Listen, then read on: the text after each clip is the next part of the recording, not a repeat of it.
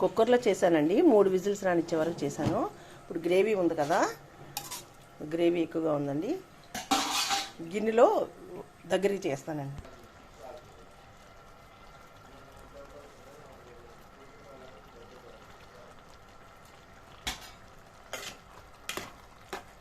చిక్కుడుకాయ, టమాటో, దోసకాయ అండి.